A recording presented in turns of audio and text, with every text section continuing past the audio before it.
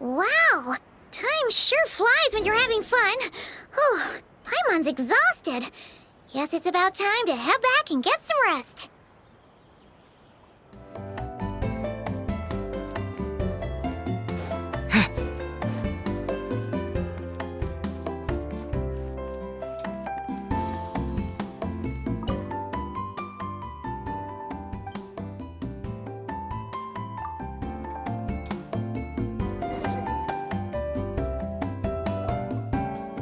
Morning, traveler. Morning, Paimon. Thought I'd come over and say hi, puffer, floaters, and all.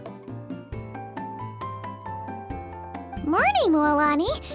How are you so full of energy? Weren't you the one partying the hardest last night? That was last night. I got a good night's sleep, and now I'm good as new. Here, take this. It's your prize for completing the album. I picked yours up, too, to save you the trip. Wow! Thanks, Moalani. That was so nice. When it comes to helping people, a good guide always thinks one step ahead, right? Oh, and speaking of work, I guess our vacation's almost over, huh? Probably for the best. If I don't head back soon, I'm worried my little doggy won't even remember me. And after talking to the others, it seems like everyone is just about ready to get back. Some are missing their families. Others are going through dandelion wine withdrawal, I guess. Even Chaska seems to be feeling it. Not that she'd ever admit it, but I have noticed her gazing back towards the Flower Feather clan at night. But summer's not over yet, so I say, we squeeze a few more unforgettable moments into the time we've got left. Like another group photo. Hey, how about taking one right here? After all this time, Paimon's grown kind of attached to this place. Great idea! Why don't you spruce up this wall, and I'll go gather the others. See you over at the plaza!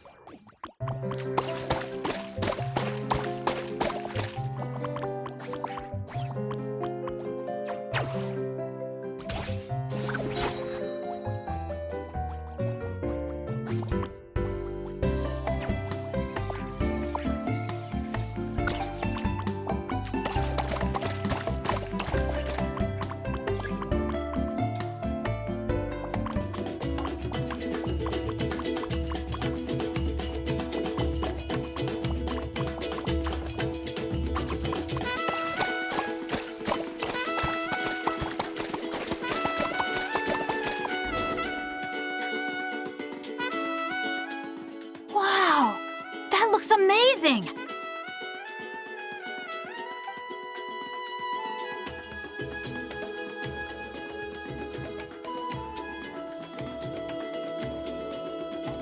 Guys, over here!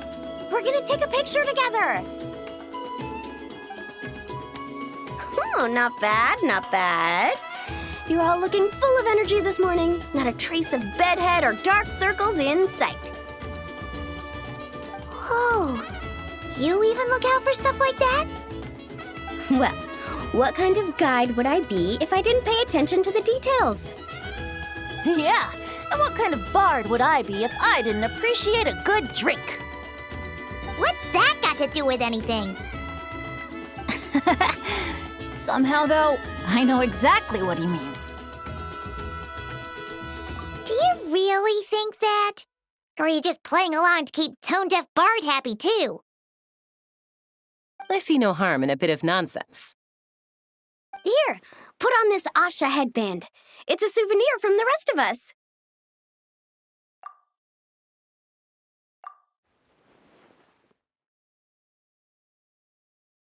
It really suits you. Alrighty then. 3, 2, 1.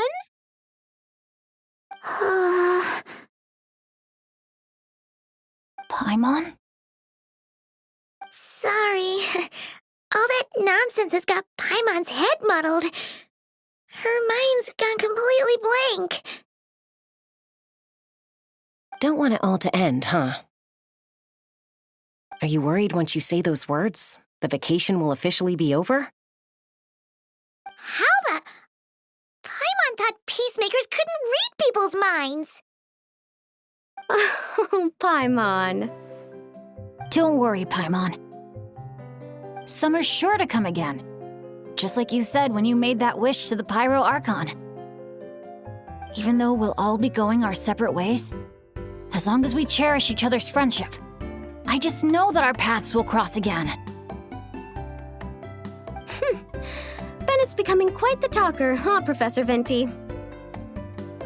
Well, I wouldn't dare take credit for something like that. Your tone would suggest otherwise. Come on! Paimon was just starting to feel inspired! Why don't we just give it another try? Yeah, let's do it all together this time! Huh. What should we shout? Sounds good! 3, 2, 1. Lucky Star!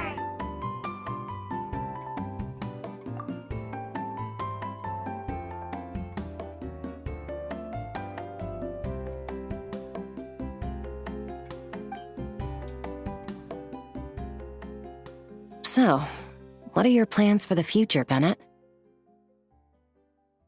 If you're having trouble deciding, you can always park it in the People of the Springs for a bit, or however long you want, really. Thanks for the kind offer, Moalani. I actually went to see the Pyro Archon to tell her how grateful I am for everything she's done for me. She told me that the domain we entered was an abyssal simulation of the Mare Javari. It was extremely unstable, and now it's completely gone. Later, when we got on to talking about my future, she said I was more than welcome to stay here in Natlan, but also that she would respect my decision, whatever it turned out to be.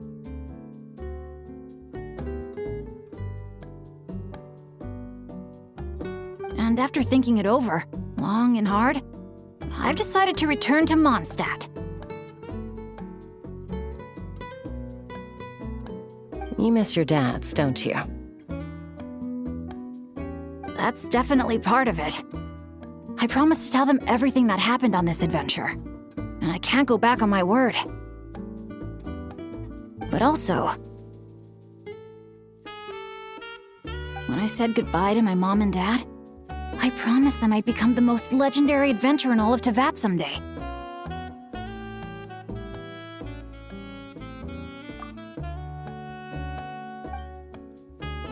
And no adventurer should stay in one place for too long.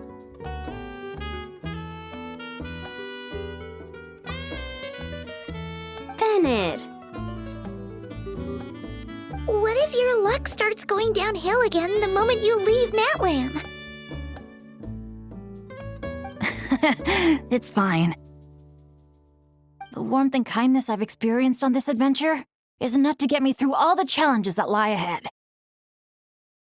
As I attempt to shape my own fate, I want to take that same kindness and pass it forward. That's something I've always believed in. Hear, hear! To our leader! To our leader, Bennett! Cheers!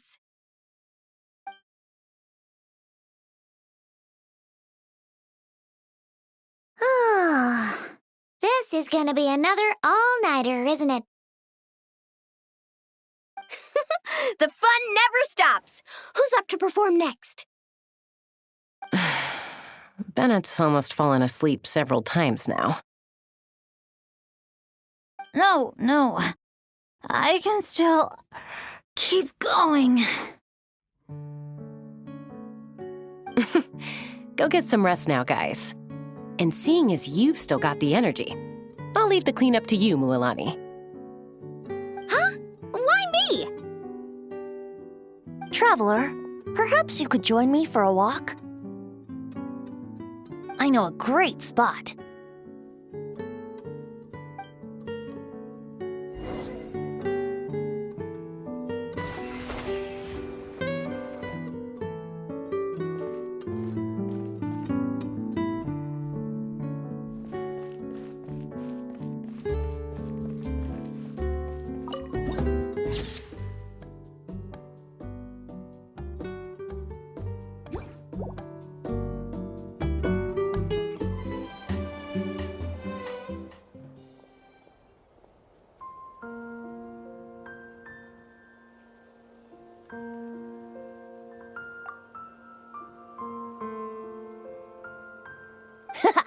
Glad you like it.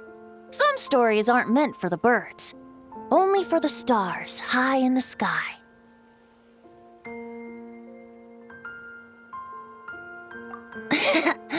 More like a story that begins with time itself. Long, long ago, time began to write the story of this world. To her, all living beings were equal, both in their value and in significance. Like an ancient scroll, she engraved upon her memory all people, all events, all encounters, and all farewells. Back then, as an animal spirit, I had a chance encounter with time at the Thousand Winds Temple. Hearing my wishes, she entrusted me with fragments of her power and authority.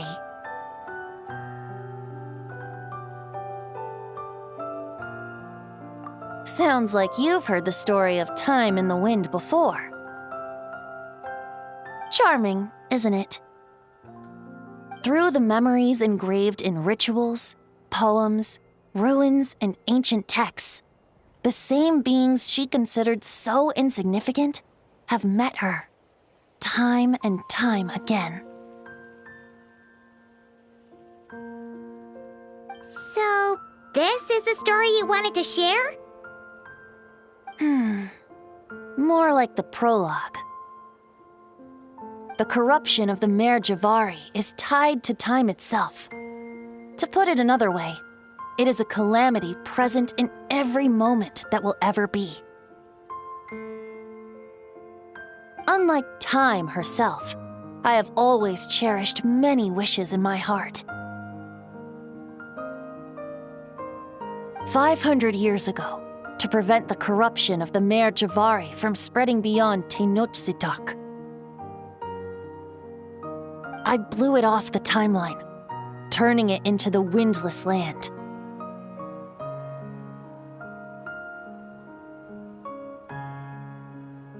Oops, seems like I may have confused you.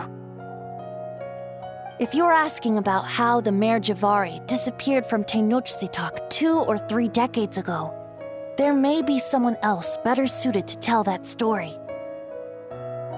The Mare Javari has been the bearer of too many stories that weren't meant to be its own. I merely played a part in one of its chapters. And the choice I made 500 years ago came with a price.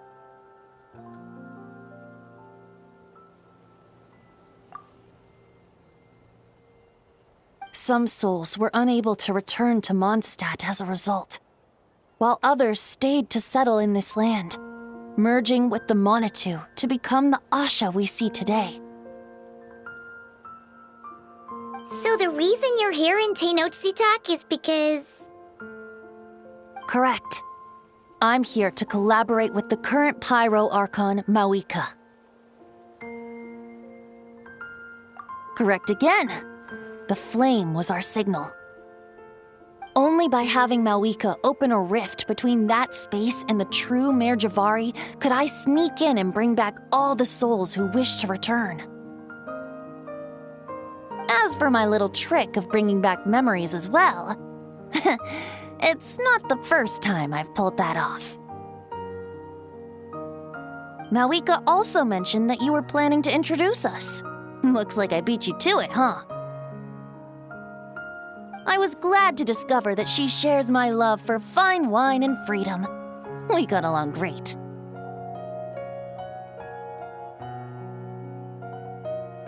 Well, it really took it out of me for a few days. In fact, I still feel pretty dead on my feet even now.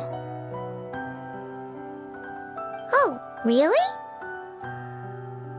But thinking of all the Aetha mead and dandelion wine still left to drink, I suppose I can hang in there a little longer.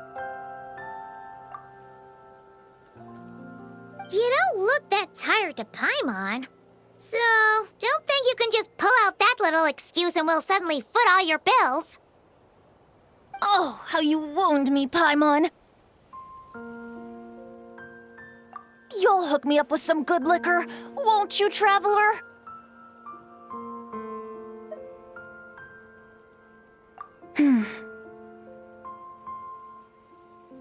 I suppose to protect Mondstadt, and that everyone who wishes to stay there has the freedom to choose their own path.